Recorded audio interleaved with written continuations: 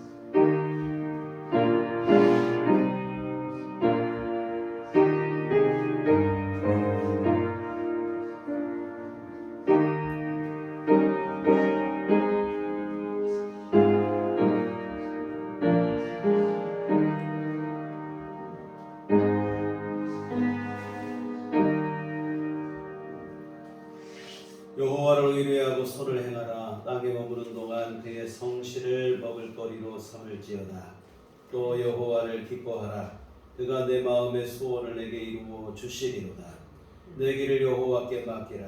그를 의지하면 그가 이루시고 내 의를 빛같이 나타내시며 내 공의를 정오의 빛같이 하시리로다.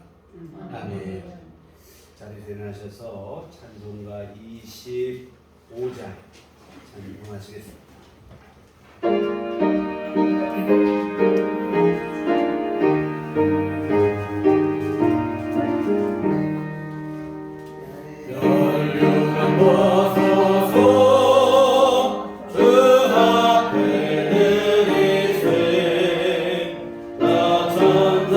기쁜 노래가 온 땅에 퍼지네.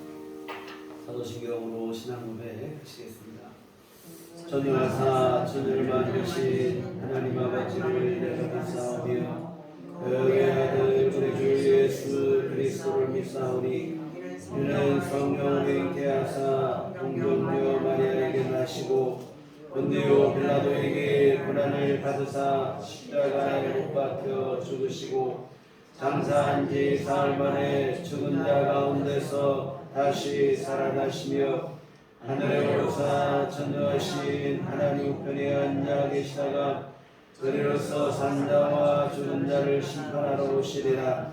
성령을 믿사오며 거룩한 공회와 성도가 서로 교통하는 것과 죄를 사하여 주시는 것과 몸이 다시 사는 것과 영원히 사는 것을 믿사옵나이다. 아멘. 성시교독은 교독문 53번 시편 121편 말씀을 함께 교독하시도록 하겠습니다. 내가 산을 향하여 눈을 들리라. 나의 도움이 어디서 올까? 나의 도움은 천지를 지으신 여호와에게서 오라. 여호와께서 너를 실족하지 아니하게 하시며 너를 지키시는 이가 졸지 아니하시리로다. 이스라엘을 지키시는 이는 졸지도 아니하시고 주무시지도 아니하시리로다. 여호와는 너를 지키시는 이시라. 여호와께서 내 오른쪽에서 내 그늘이 되시나니 낮에 내가 너를 사랑하지 아니하며 밤에 날고 너를 지키지 아니하리로다. 여호와께서 너를 지켜 모든 환난을 면하게 하시며 또 내 영혼을 지키시리로다. 여호와께서 너의 출입을 지금부터 영원까지 지키시리로다. 아멘. 성경은 찬송가 1장입니다.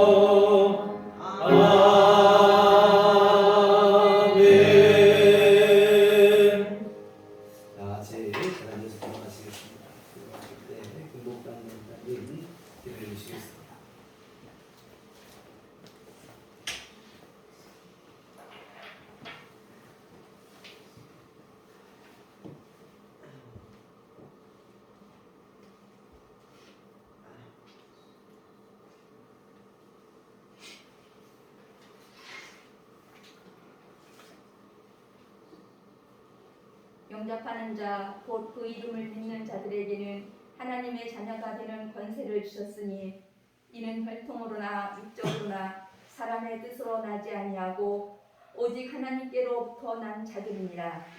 말씀이 육신이 되어 우리 가운데 거하심에 우리가 그의 영광을 보니 아버지의 독생자의 영광이요 은혜와 진리가 충만하더라. 거룩하시고 자비하신 하나님께 감사와 영광을 돌립니다. 세계의 어려운 경제와 전쟁으로 지진으로 고통당하고 있는 사람들의 주님이 주시는 평안을 빌며 주님의 보좌 앞에 나와 예배드리게 하시니 감사합니다. 우리들에게 늘 함께하여 주시고 복을 주시기를 기뻐하시는 주님을 찬양하고 경배합니다. 영과 진리로 예배를 드리오니 우리들의 예배를 기뻐 받아 주시옵소서. 거룩하신 주님, 우리들의 생각과 삶을 용서하여 주시옵소서. 주님의 말씀을 갖고 세상으로 나가 주님의 말씀대로 살지 못했음을 고백합니다. 주님의 복음도 열심히 다해 전하지 못하였고 기도도 경건의 생활도 온전히 못했음을 용서하여 주시옵소서. 주님, 우리들의 영과 눈을 밝혀주셔서 형제와 이웃을 사랑하게 하시옵고 억울한 일을 당해도 용서하게 하여 주옵소서. 주여, 생각으로는 사랑하고 용서도 하는데 행함으로 용서와 사랑이 부족하오니 주여 말씀대로 살 수 있도록 인도하여 주옵소서. 우리들은 구원받은 주님의 자녀이오니 주님의 말씀으로 구별하여 거룩하고 합당한 삶을 살게 하여 주옵소서. 거룩한 삶이 열매를 많이 맺게 하여 주옵소서. 주님의 피로 세우신 우리들 교회를 위해서 기도합니다. 예배당에 들어오시는 모든 성도님들, 주님 날씨가 풀렸다고는 하지만 추운 날씨에 믿음과 건강으로 충만하게 복을 내려 주옵소서. 성도님들을 구별제 삼으로 예배마다 열심을 다해 믿음으로 드려지게 하시고 기도하게 하시며 전도하게 하시며 능력 있는 믿음의 삶으로 늘 승리하게 하여 주시옵소서. 주여 육체의 고통으로 예배당에 못 나오시는 성도님, 주님의 피 묻은 손으로 안수하여 주시고 치유하여 주셔서 믿음으로 세워주시고 위로와 평안을 내려 주시옵소서. 주님, 불편하신 성도님들 예배당에 예배드려 오실 때 불편함이 없도록 힘주시고 능력 주시고 인도하여 주셔서 은혜 받고 돌아가는 발걸음이 되게 하여 주옵소서. 주님, 올해에도 전염병이 완전히 소멸되지 않아 전도가 어려울 수 있사오니 주님께서 전도의 문을 활짝 열어 주시옵소서. 한 영혼이 천하보다 귀하다고 하신 주님, 많은 영혼들을 우리들께로 주님 보내주시옵소서. 우리 교회 모든 성도님들이 주님의 마음과 사랑으로 섬기게 하여 주옵소서. 성도님들에게 밝은 심령과 보는 눈과 듣는 귀를 주셔서 예수 안에서 서로 사랑하고 협력하여 주님의 뜻을 이루어가게 하여 주시옵소서. 영적 전쟁에서 늘 승리하게 하여 주옵소서. 주여, 전쟁과 진으로 고통당하는 이웃 나라들을 기억하여 주시옵소서. 많은 생명과 건강과 살집을 잃었습니다. 주님께서 그 영혼들을 위로하여 주시고 평안을 주시옵소서. 전쟁과 진으로 아픔을 당한 그분들에게 도움의 손길을 많이 내려 주시옵소서. 아픔 당한 영혼들을 우리 주 예수 그리스도의 날에 책망할 것이 없는 자로 이기게 하시고 천국까지 인도하여 주옵소서.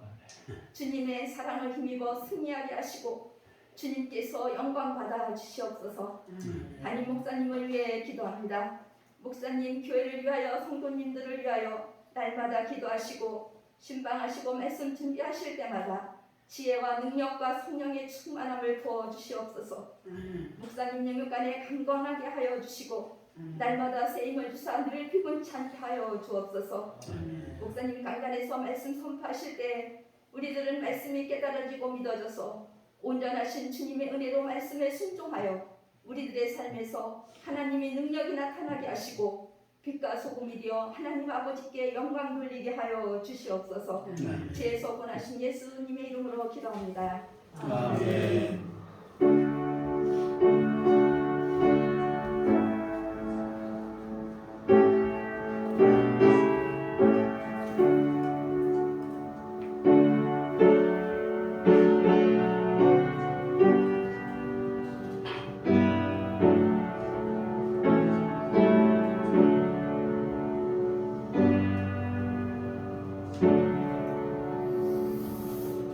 기도하시겠습니다.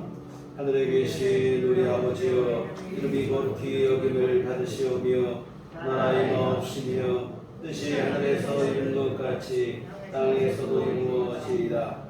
오늘날 우리에게 일용할 양식을 주옵시고 우리가 우리에게 죄 지은 자를 사하여 준 것 같이 우리의 죄를 사하여 주옵시고 우리를 시험에 들게 하지 마옵시고 다만 악에서 구하옵소서. 내게 나라와 권세와 영광이 아버지께 영원히 있사옵나이다. 아멘. 이 시간 우리 주신 하나님 말씀 신약성경 마태복음 14장 22절부터 33절까지 말씀 함께 보시도록 하겠습니다. 마태복음 14장 22절부터 33절 우리 다 같이 한 목소리로 합독하시도록 하겠습니다. 예수께서 즉시 제자들을 재촉하사 자기가 우리를 보내는 동안에 배를 타고 앞서 건너편으로 가게 하시고 우리를 보내신 뒤에 기도하러 따로 산에 올라가시니라. 저물매 거기 혼자 계시더니 배가 이미 육지에서 수이나 떠나서 바람이 거스름으로 물결로 말미암아 고난을 당하더라.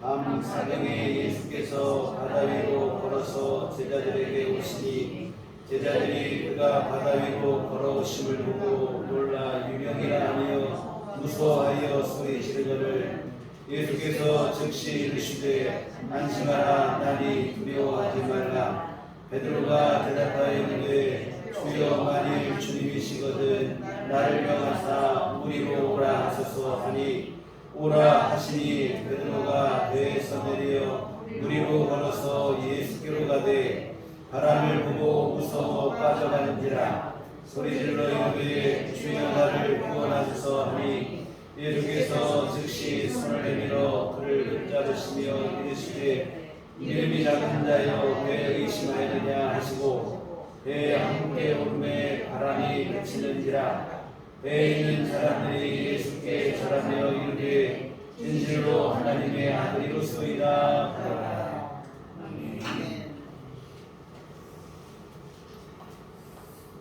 주님의 종과 평강이 교회론가들 함께 하시기를 기원합니다. 튀르키예와 시리아에 강력한 지진이 발생하여 수많은 사람들이 목숨을 잃었습니다. 현재까지 수습된 사망자만도 25,000명이 넘는다고 하는데 아직 수습되지 못한 채 매몰된 이들까지 합하면 사망자가 최대 20만 명에 달할 것이라고 하는 끔찍한 전망까지 나오고 있습니다. 지진의 추운 겨울 날씨까지 겹쳐서 고생이 이만저만이 하는데 특히 시리아 같은 경우는 오랜 내전을 겪고 있는 나라입니다.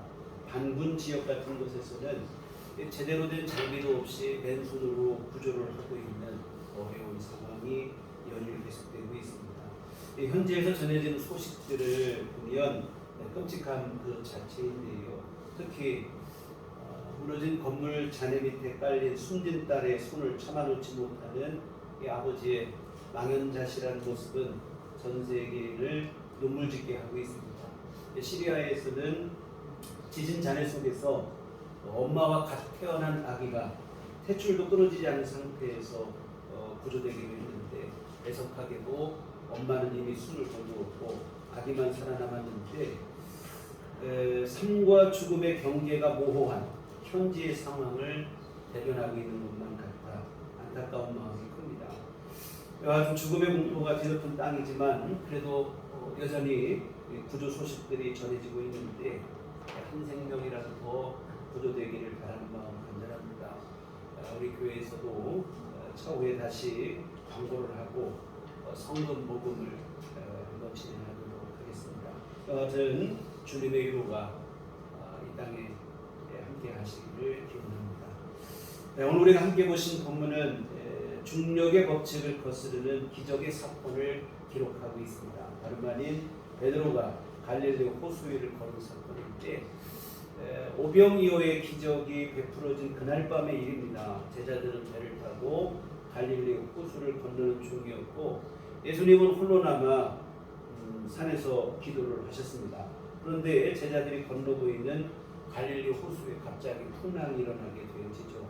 오늘 본문에 보면 밤 사경이라고 되어 있는데 지금으로 하면 새벽 3시에서 6시 사이로 가장 어둠이 짙게 내리는 그 시간이죠. 그런 시간에 풍랑을 만나게 되니 혼비백산이 될 수밖에 없죠. 그런데 그 풍랑과 어둠을 뚫고 예수님께서 무리를 걸어서 제자들이 타고 있는 배를 향해 걸어오시는 거예요.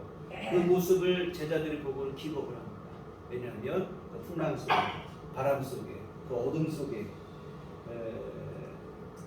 예수님이 걸어오시는 그 모습을 보고는 유령이 아닌가 착각을 하고는 두려운 마음을 갖게 되죠. 이 제자들을 향해 주님은 27절에 보시면 예수께서 즉시 이르시되 안심하라 나니 두려워하지 말라. 유령이 아니라 예수님이심을 밝히면서 두려워하지 말라 이런 얘기를 하십니다. 근데 그 순간 베드로가 갑자기 엉뚱한 요청을 합니다. 자신에게 자신도 예수님처럼 무리를 걸으라고 명을 내려달라는 거예요. 조금 전까지만 해도 유령이 아닌가 난리를 치더니 참 베드로가 이런 거 보면 엉뚱한 구석이 있습니다. 어쨌든 예수님께서는 베드로의 요청대로 베드로에게 무리를 걸어오라 명하십니다. 그러자 베드로가 배에서 내려 실제로 무리를 걸어서 예수님께로 갑니다. 이 중력의 법칙을 거스르는 기적적인 일이 일어났죠. 근데 얼마쯤 걸어갔을 때 베드로는 예수님을 향해 잘 걸어가다가 그만 거센 바람을 보고는 두려운 마음을 먹게 되고, 두려운 마음이 베드로의 마음속에 들어오니까 그만 물속으로 빠져들어갑니다. 30절에 보면 바람을 보고 무서워 빠져가는지라 소리질러 이르되 주여 나를 구원하소서 하니, 예수님만 계속 바라보고 나갔으면 좋았을 텐데 거센 풍랑에 한눈을 팔고 말았습니다. 예수님만 보고 나갈 때는 풍랑도 문제가 되지 않았는데 이 풍랑의 시선을 빼앗기는 순간 두려움이 들어오게 되고 결국에는 물속에 빠져들어가게 되는 이러한 일이 벌어지게 되었습니다. 사랑하는 성도 여러분, 오늘 우리도 삶 속에서 여러 고난과 시련의 풍랑이 일어날 때가 있습니다. 그때 우리가 그 풍랑을 보고 문제를 바라보고 두려워하기보다는 그때 더욱 예수님을 바라보셔야 될 줄 믿습니다. 예수님만 바라보면 사실은 고난이 힘들지 않을 수가 있겠습니까? 힘들고 어렵지만 나와 함께 하시는 주님으로 인해서 인내할 수 있고 극복할 수 있고 승리하게 되어집니다. 여러분, 주님과 함께라면 감당하지 못할 십자가가 없는 것 같아요. 나 혼자 하려고 하다 보니까 힘들고 어렵고 버겁고 두려운 마음이 먹게 되어지는데 주님과 함께라면 우리가 주님으로 인해서 그 모든 시험을 이겨내게 되어집니다. 그러나 우리가 예수님 바라보지 못하고 문제만 바라보게 되면 실족하고 넘어지게 되어지죠. 늘 드리는 말씀이지만 사실 우리 안에서 일어나는 여러 가지 어려움, 고난과 시련, 문제, 그것이 문제가 아니라 사실은 그 순간에 주님을 바라보지 못하는 우리의 연약한 믿음 없음이 사실은 진짜 문제입니다. 여러분, 예수님께서 우리에게 문제를 당하고 고난을 만나고 시련을 만난 것 때문에 문제라고 말씀하신 적은 한 번도 없어요. 다만 예수님을 바라보지 못하는 우리의 연약한 믿음을 안타까워하실 따름입니다. 본문을 보시면 예수님께서 늘 안타까워하신 것은 믿음 없음이에요. 연약한 믿음입니다. 고난과 시련, 연약한 형편과 처지, 이런 것을 문제라고 하신 적은 없어요. 다만 오늘 우리 안에 주님을 향한 분명한 믿음이 세워지지 못한 이 희미함, 이것을 가지고 안타까워하실 따름입니다. 그래서 오늘은 무엇이 우리로 하여금 예수님을 바라보지 못하게 하는지, 우리의 믿음을 희미하게 하는지, 약화시키는지에 대해서 함께 생각해 보려고 합니다. 여러 요인이 있죠. 우리로 하여금 주님만 믿고 주님만 의지하지 못하게 하는 것이 여러 가지가 있는데, 사람 때문인 경우가 있고 우리에게 닥친 여러 상황 때문이기도 합니다. 사람은 크게는 다른 사람의 힘을 너무 의지하다 보니까 그것 때문에 오히려 예수님이 안 보일 때가 있어요. 내 주변에 나를 도와주는 사람, 내게 힘이 되는 사람, 그 사람에 대한 의지함이 너무 크다 보면 예수님에 대한 믿음이 약화됩니다. 또 반대로 자신의 힘을 너무 믿고 의지하는 것 때문에 주님을 의지하지 못하는 이러한 일들도 있습니다. 또한 어떤 때는 악한 사람들, 나는 힘들고 어려운데 악한 사람들이 오히려 잘 되고 형통하고 득세하고, 이것 때문에 시험 들어서 우리의 믿음이 흔들리기도 합니다. 또는 여러 가지 환경 때문에 세상의 풍요와 번영에 미혹이 되어서 믿음이 흔들릴 경우도 있고, 반대로 고난과 시련으로 인한 그 두려움 때문에 오늘 본문의 경우죠. 믿음이 흔들리기도 하고 그러합니다. 이와 같은 여러 가지 이유들로 우리 믿음이 흔들리는데, 오늘은 시간 관계상 모두를 다 살펴볼 수는 없고 오늘 본문과 관련하여 고난과 시련 때문에 우리 믿음이 흔들리게 되는 일들, 이것에 대해서 함께 살펴보려고 합니다. 이 고난과 시련 때문에 믿음이 흔들릴 때가 있어요. 그러나 엄밀히 말하면 고난과 시련 자체가 문제가 아니라 사실은 우리 안에 있는 믿음의 연약함이 문제가 되어지죠. 여러분, 우리가 이 땅에 육신을 입고 사는 한 고난과 시련이라고 하는 것은 피할 수 없는 필연적인 문제입니다. 여름에 여러분 왜 덥냐고 하는 거 어리석은 일이죠. 저처럼 왜 이 땅에 사는 동안 왜 이렇게 어려움이 드냐? 어리석은 질문이에요. 이 땅에 사는 동안 어려움이 있을 수밖에 없어요. 더 근본적인 문제는 뭐냐면 고난과 시련의 문제가 아니라 그 고난과 시련을 이겨낼 힘이 내 안에 있느냐 없느냐, 고난과 시련을 이겨낼 믿음이 내 안에 있느냐 없느냐, 이것이 문제가 되어지겠죠. 사실은 여러분, 고난과 시련은 뭐 두려워하고 절망할 때가 아니라 어찌 보면 더 믿음으로 나가야 될 때라 이 말입니다. 그런데 우리 믿음이 오히려 그러지 못할 때가 있어요. 더 믿음으로 하나님 의지하고 더 기도해야 될 때인데 오히려 고난 때문에 흔들리고 무너지고 쓰러지고 그럴 때가 있습니다. 왜 그럴까요? 첫째는 두려움 때문인 것 같아요. 오늘 본문의 베드로를 보시면 예수님만 바라보고 나갈 때는 괜찮았는데 풍랑을 보고 바람을 보는 순간 두려움이 엄습했다고 하는 것입니다. 그리고 그 두려움은 믿음의 눈을 가리게 되는 영적 안대로 작용을 하여 예수님을 바라보지 못하게 했다고 하는 사실입니다. 결국 베드로로 하여금 물속으로 빠져들어가게 하고 말았습니다. 염려, 근심, 걱정, 두려움 이런 것들이 우리 믿음의 눈을 흐리게 하고 주님을 의지하는 우리의 믿음을 흔들리게 만듭니다. 방금 말씀드린 것처럼 고난의 순간은 사실은 더욱 주님을 바라보고 기도하고 의지해야 할 때인데 오히려 두려움이 예수님을 바라보지 못하게 하는 거예요.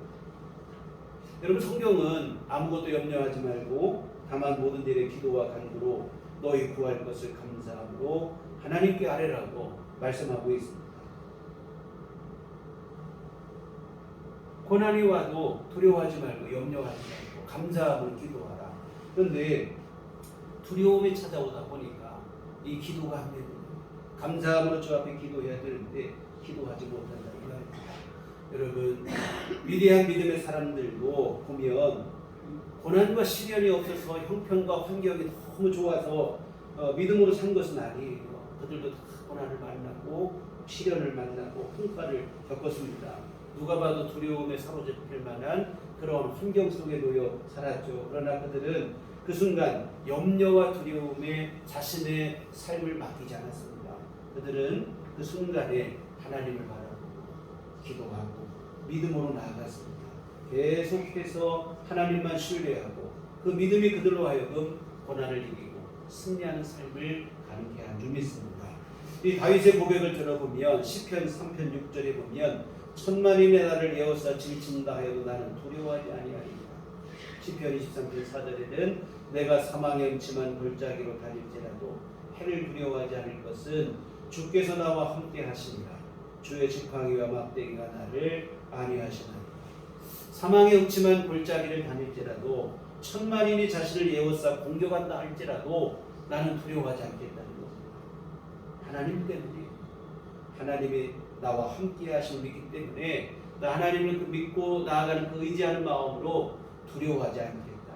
바울 사도께서도 고난과 시련을 만날 때 이런 얘기를 했습니다.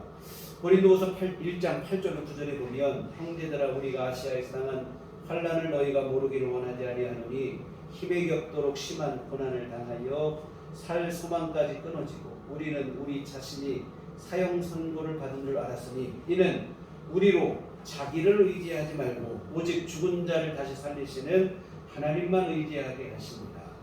이 사형 선고를 받은 것 같은 상황에까지 놓였다는 겁니다. 살 소망이 없었다는 거예요. 다시 말해 꼼짝없이 죽을 상황이 되었다는 것이죠. 그러나 바울 사도는 이러한 일이 자신에게 일어난 이유에 대해서 이렇게 얘기합니다. 나를 의지할 게 아니라 하나님만 의지하라고 하시는 하나님의 사인이라는 거예요. 여러분 우리에게 고난이 오고 시련이 오고 때로 어려운 상황이 오는 것은 우리를 무너뜨리고 넘어지고 쓰러지고 두려운 가운데 빠지라고 하시는 게 아니고 자신을 의지하지 말고 하나님을 의지하고 하나님만 바라보라고 하시는 하나님이 보내신 사인이라 이 말입니다. 두려워하고 절망하고 낙심할 일이 아니라 더욱 주님을 바라보셔야 될 줄 믿습니다. 혹시 지금 여러분 안에 앞에 뭐 캄캄한 일이 놓여 있거나 또한 어찌해야 될지 모르는 상황이 있다면 여러분 정신 바짝 차리고 우리가 한 가지만 기억하시면 됩니다. 주님을 더욱더 의지하라고 하시는 하나님이 보내시는 우리에게 주시는 사인이라 생각하시고 정말 더욱 기도하시고 더욱 주님을 의지하시고 하나님의 함께 하심을 기대하며 믿음으로 주 앞에 나가시기를 부탁을 드립니다. 다음으로 또 우리의 믿음을 흔들리게 하는 것은 뭐냐면 의심이 우리의 믿음을 흔들리게 합니다. 고난과 시련 앞에서 첫째로는 하나님의 능력을 의심하는 거예요. 아브라함이 그러했습니다.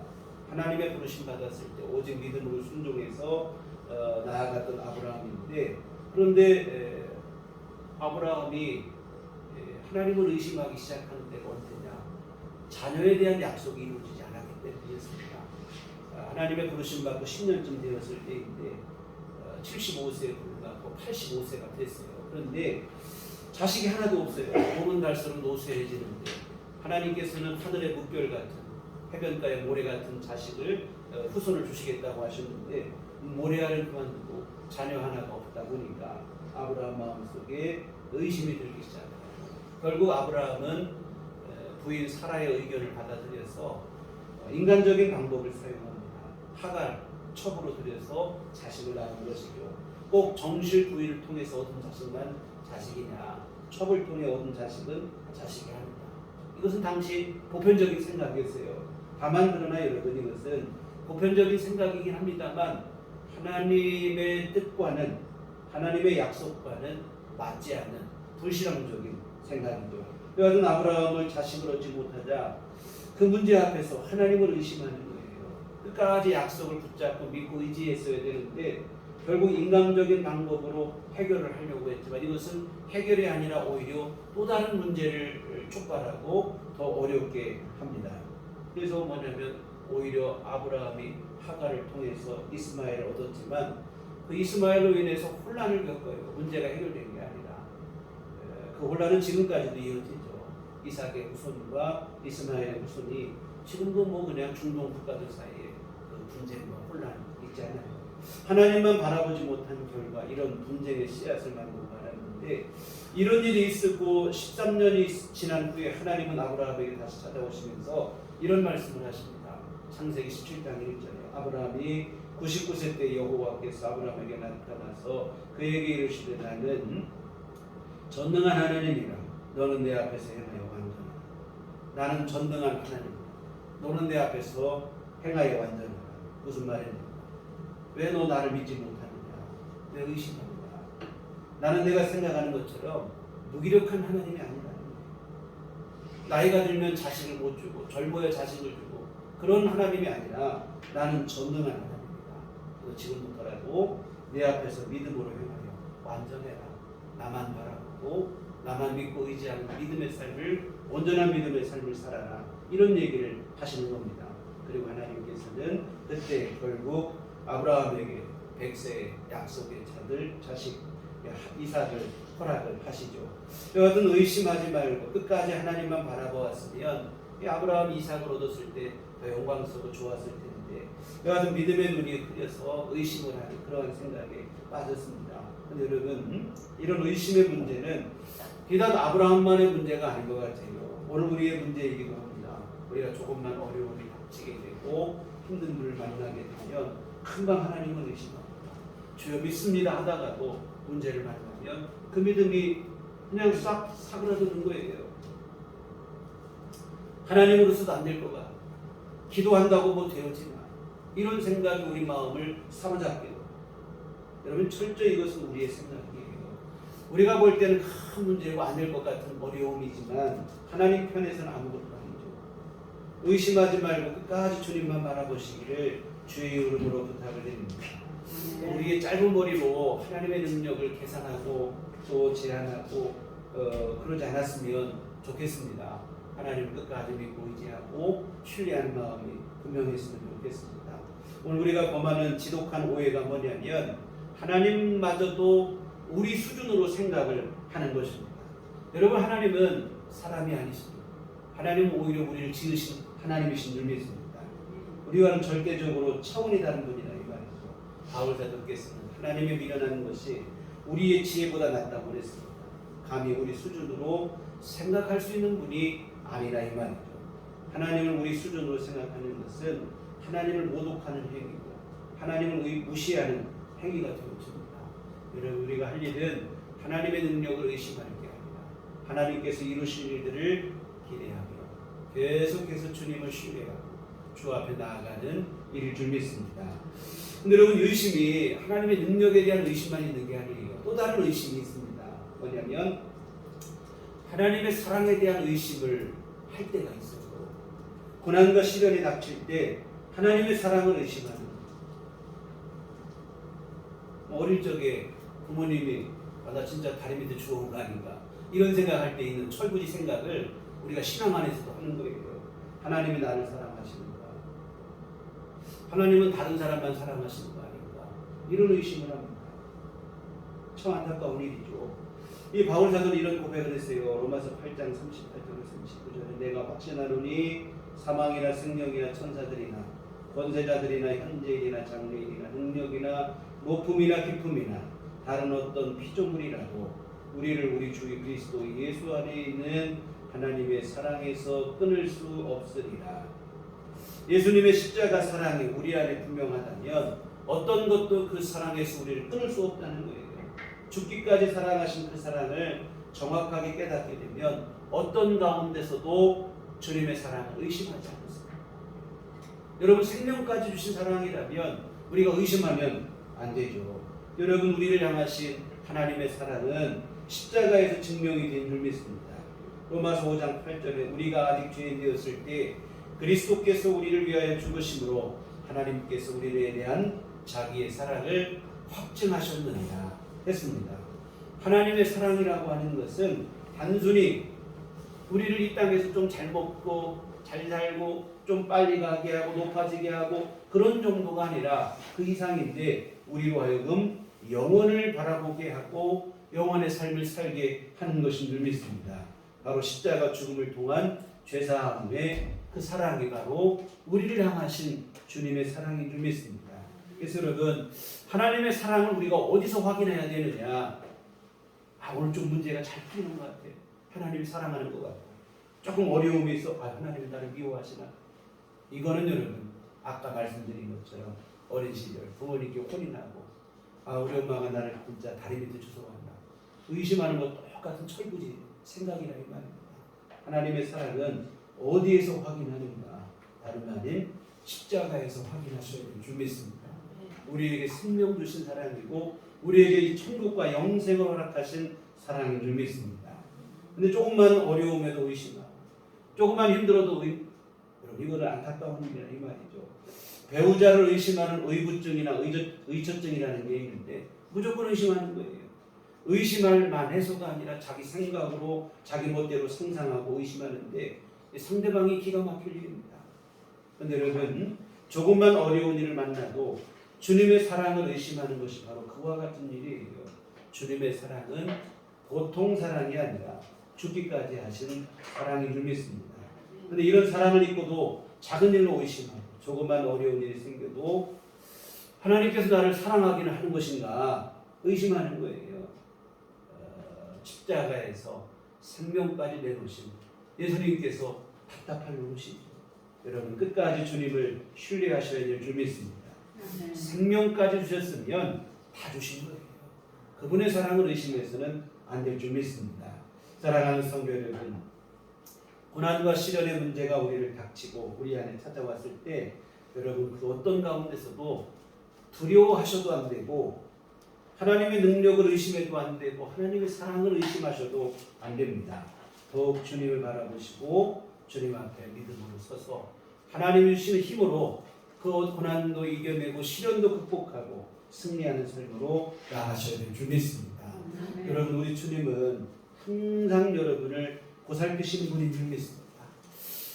한눈 팔지 않고 여러분을 지키시는 거예요.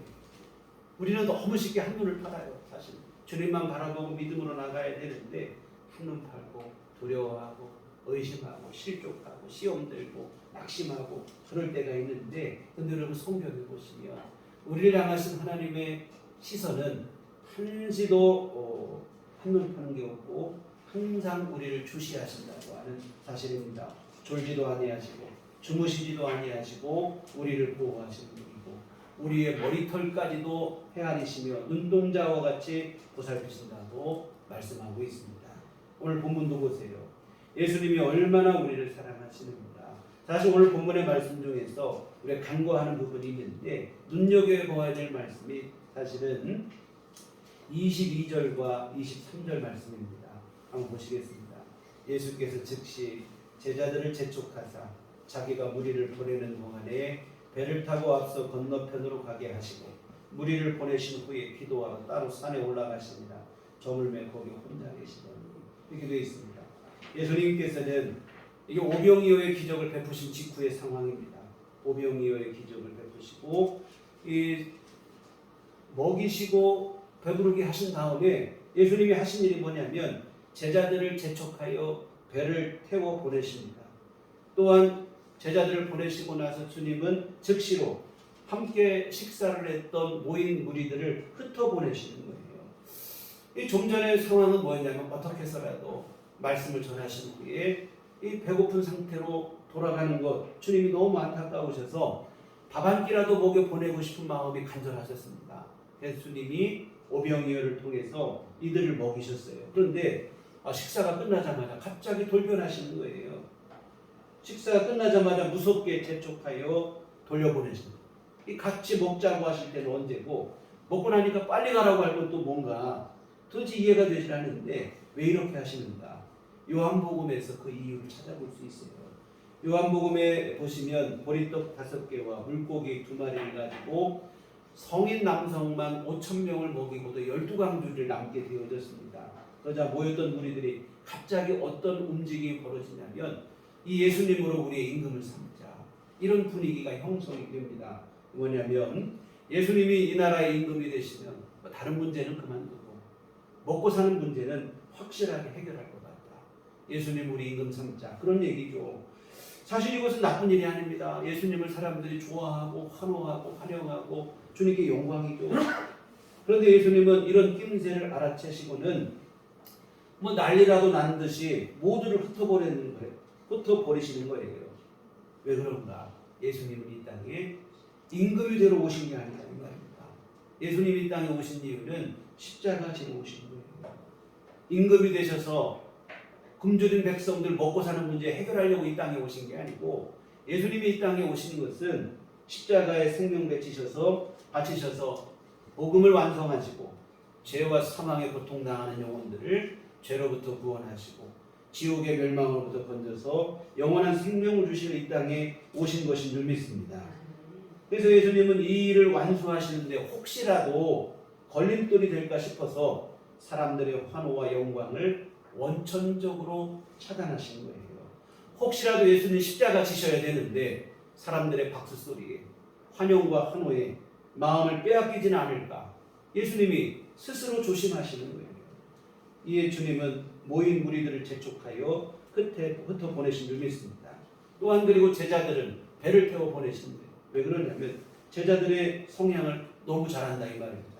예수님을 임금으로 삼으려 하는 자들, 그들과 합세해서 제자들도 똑같이 그 일을 할 것을 주님이 너무나 분명히 잘하시기 때문에 제자들은 배를 태워서 안전히 그냥 떠나보내시는 거예요. 여하튼 주님은 십자가 지시는 그 일을 완수하시기 위해서 사람들의 박수와 환호를 철저하게 차단하시고 주님은 그 순간에 오직 주님이 걸어가셔야 될 길 십자가만 바라보시는 줄 믿습니다. 어느 것에도 한눈 팔지 않고 오직 십자가만 바라보고 나가시는 거예요. 죄인된 우리를 향하신 예수님의 시선은 이렇듯 단 한 번도 또한 어느 것에도 흔들리지 아니하고 오직 우리를 바라보시고 우리를 위해서 십자가 완수하시고 구원의 복음을 허락하신 줄 믿습니다. 그래서 주님은 혹시라도 사람들의 박수와 환호의 마음이 빼앗길까, 영광의 순간 주님은 그들의 영광에 함께 취해서 지낸 게 아니고 다 흩어보내시고 홀로 산에 오르시고 기도하시는 거예요.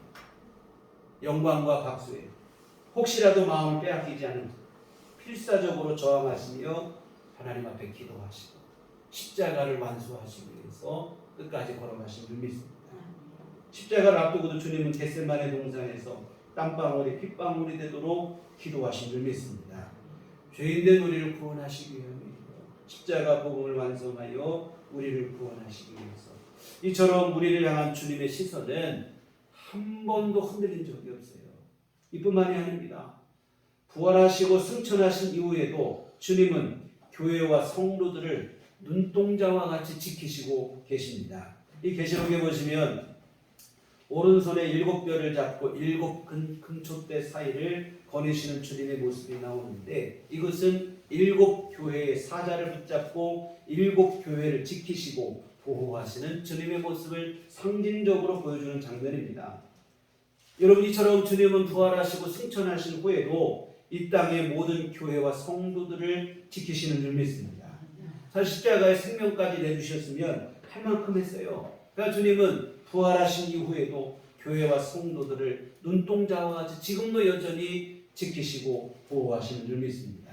이처럼 우리를 바라보시고 우리를 향하신 주님의 시선은 한 번도 어긋난 적이 없습니다. 한 번도 흐려진 적도 흔들린 적도 없어요. 문제는 우리인 거예요. 보니까 주님이 우리만 바라보신 것처럼 우리도 주님만 바라보고 믿고 의지해야 되는데 그러지를 못해요. 사실 우리 주님은 우리를 바라보지 않아도 문제될 게 없어요. 홀로 충만하시고 완전하신 분인 줄 믿습니다. 부족한 게 있고 뭐 아쉬울 게 있는 게 아니에요. 그런데도 우리를 이처럼 눈동자와 같이 바라보시는데 우리는 연약하기 짝이 없는 인생입니다. 근데 도대체 뭘 믿고 이러는지 모르겠어요. 주님의 은혜 아니면 살 수 없는 연약한 인생임에도 불구하고 자꾸 한눈 팔 때가 많이 있어요. 주님만 바라보고 나가는데 그러지 못해요. 오늘 본문의 말씀처럼 조금만 어려운 일 생기면 금방 두려움에 사로잡히기도 하고 의심에 붙잡히기도 하고 실족하고 실망하고 흔들리는 거예요. 사랑하는 성도 여러분, 주님만 바라보시는 믿음으로 나가시기를 부탁을 드립니다. 혹여 지금까지 우리 좀 믿음이 연약하고 때로는 흔들렸을지라도 여러분 두려움과 의심을 물리치시고 주님만 의지하고 나가시기를 부탁을 드립니다. 우리 주님은 우리가 생각하는 그 이상으로 신실하시고 완전하시고 좋으신 분인 줄 믿습니다. 보신 것처럼 우리를 바라보시는 시선이 한 번도 흔들리지 아니하고 눈동자와 같이 우리를 지키시는 주님이십니다. 여러분, 죽기까지 우리를 사랑하시고 생명까지 내주셨으면 다 하신 거예요. 이런 주님 아니고 우리가 누구를 의지하고 살겠습니까? 세상에 요즘 어디 믿을 게 있던가요?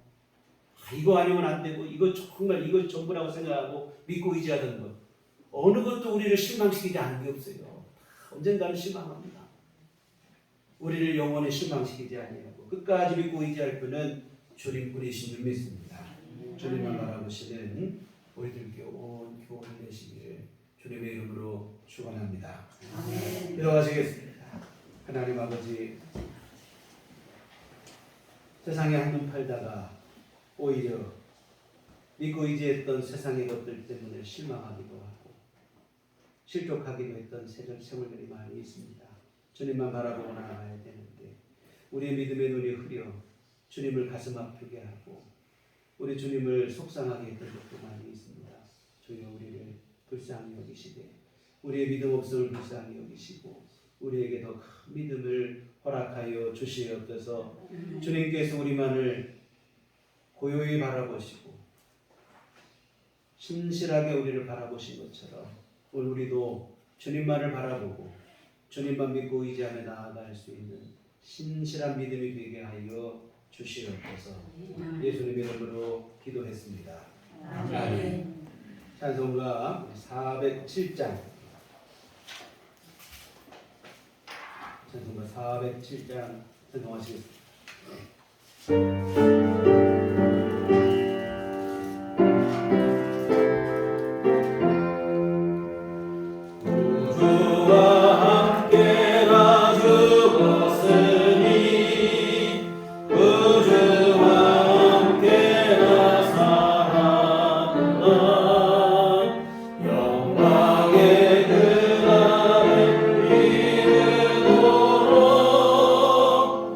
언제나 충만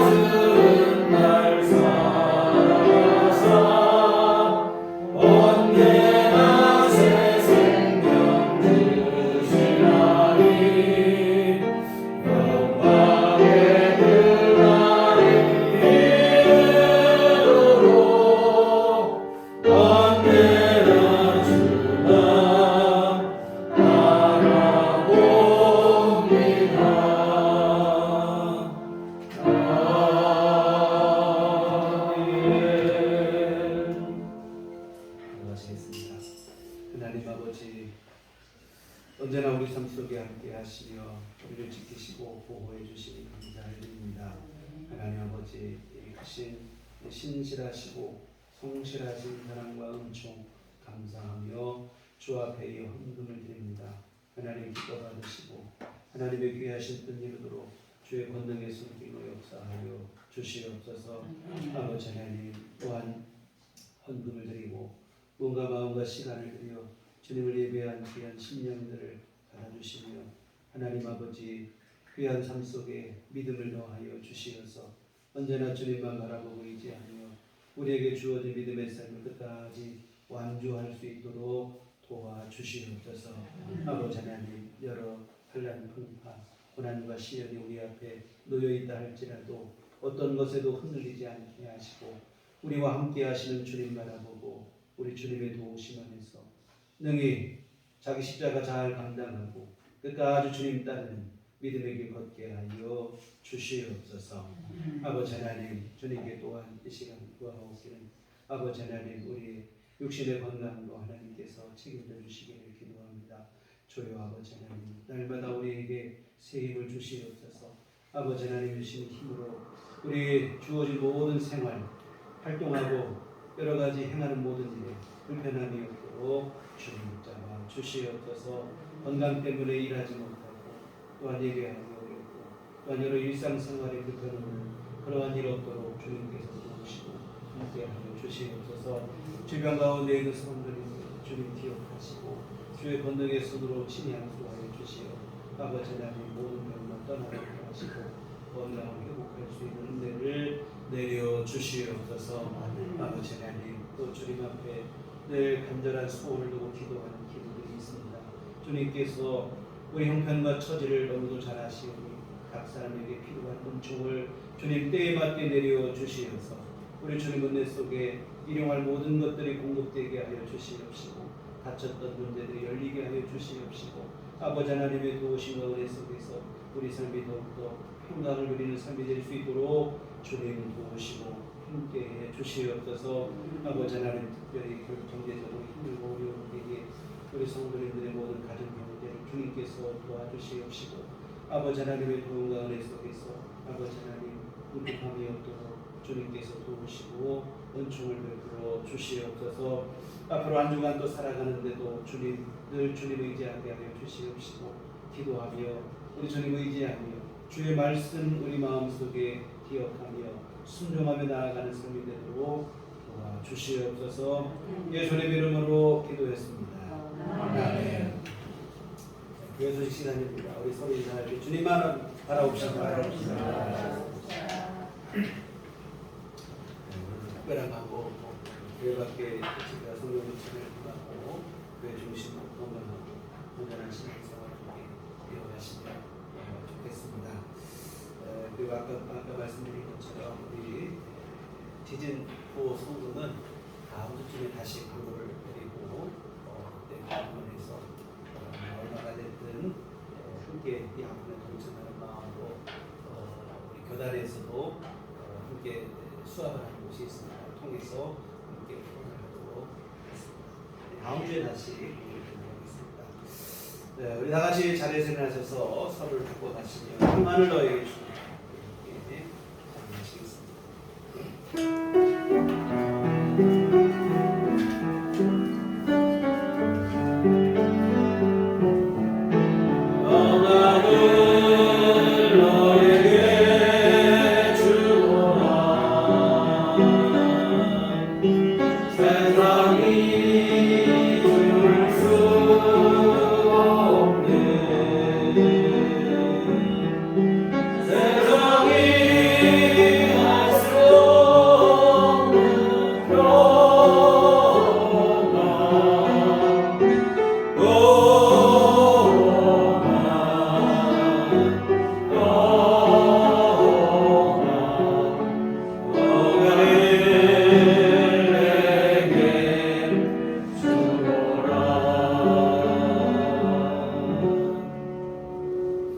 오직 성령이 너희에게 임하시면 너희가 권능을 받고 예루살렘과 온유대와 사마리아와 땅끝까지 이르러 내 증인이 되리라. 이제는 우리 주 예수 그리스도의 구속의 은혜와 하나님 아버지의 극진하신 사랑하심과 성령님의 이르고 동력사 감화감으로 충만하시니 주의 피로 세우신 우리들 언제나 주님만 의지하며 믿음으로 살기를 소원하며 주의 사랑하는 모든 자녀들의 심령이 지금부터 영원토록 함께 계시기를 간절히 축원하옵나이다. 아멘.